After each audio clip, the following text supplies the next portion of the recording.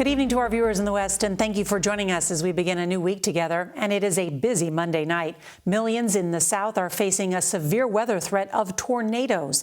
And in Texas tonight, more than 2 million people are without safe drinking water. We're just getting news that school will be canceled again there tomorrow.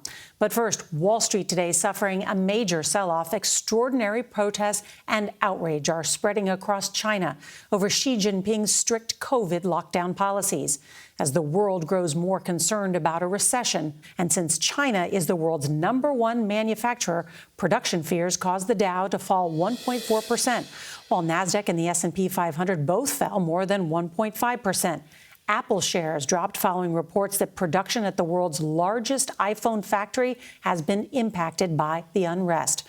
The White House says that President Biden is monitoring the largest Chinese protests in decades, and CBS's Ed O'Keefe shows us how the rare public dissent in China is growing.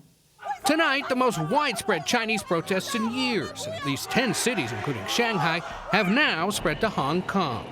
And the unrest is now affecting global markets. Shares of Apple fell nearly 3% after reports the company could see production losses at a Foxconn factory in eastern China, where workers have protested COVID restrictions and the lack of bonus payments.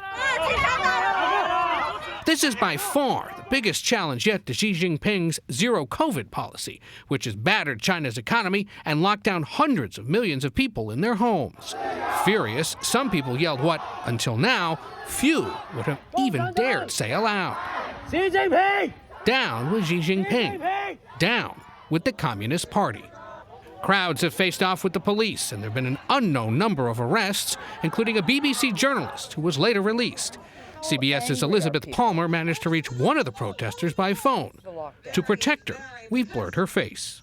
How angry are people with the lockdowns? Very, because they're very angry. Public outrage was originally sparked last week by a tragedy in western China, when 10 people burned to death in an apartment fire. An angry crowd gathered around the local government offices, convinced that COVID restrictions had stopped fire engines from reaching the blaze. Authorities denied that. On Monday, Chinese police patrolled what had been the trouble spots.